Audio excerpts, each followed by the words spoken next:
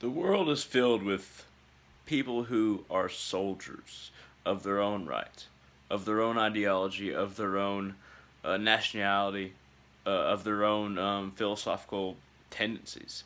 They are soldiers, and the difference between warriors and soldiers is that soldiers adhere to a certain code and do not question authority, do not act on their own, and follow the general tendencies of whatever group that they're in. Warriors, on the other hand, warriors think as individuals. They may try to gain glory, and I'm not just talking about warriors on the battlefield. I'm talking about warriors in life. They may try to gain glory.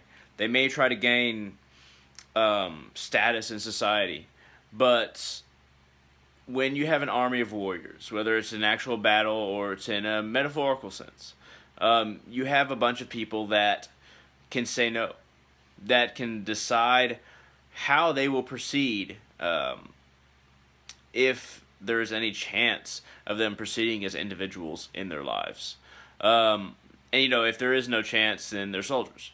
But warriors will advance upon moral grounds, not just nationality, not just religious or philosophical allegiance. They will advance based on what they as individuals view as right. That's what a warrior is. We've lost that. We've lost the fact that a warrior is someone who is very much an individual, very much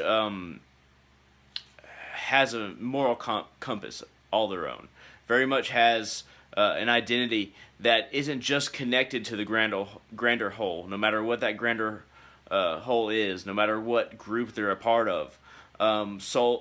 Soldiers are the ones who ingratiate themselves completely with a leader, but warriors are the ones who are individuals following a leader by free choice. And free choice is very important. Warriors and free choice are basically the same thing. Warriors who can fight for the ideas they believe in as individuals, but even as part of a bigger group.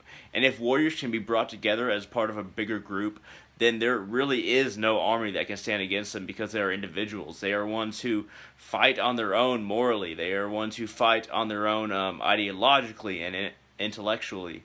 And in a way, every single warrior is an army unto himself or herself. And this is the power of free will, and this is what makes a warrior different from a soldier. Free will, free association of morality, action, and basically progression along the path.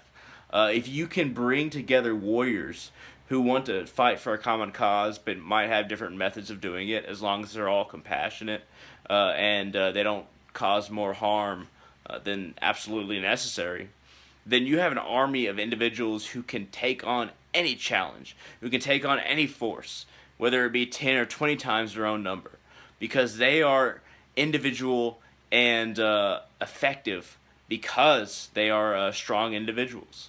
Of course, this might, in modern warfare, require a better armor system per warrior, provided by oneself through one's funds, one's own profits from the job, or whatever military force that they're a part of.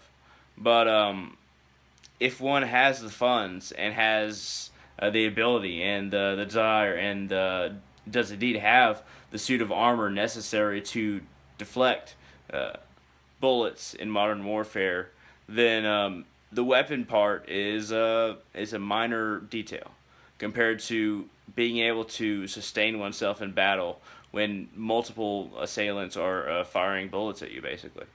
And this is what has to advance in order for warriors to have a greater role in human society once again. Warriors that are very moral and can act individually. There has to be better armor systems. And once there are better armor systems, once there are better systems that can basically deflect mass amounts of bullets, then I see warriors being able to act in a more compassionate and moral way.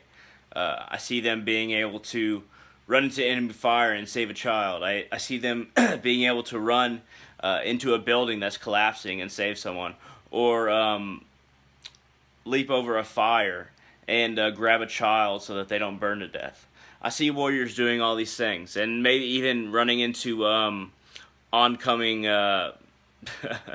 grenades, or soldiers already run into oncoming bullets, but being even more protected from that. There needs to be better armor systems in order for warriors to really take a strong stance in the coming years of human progress, of human civilization. But these are some ideas on warriors. And warriors, as I've always said, are different than soldiers, and I've laid out some of the points on that here. But let me know what you think. Are warriors different than soldiers? What is their function? Would they be in a role that is more efficient if we had better armor systems, or is that irrelevant? Just let me know what you think, and I will talk to you soon.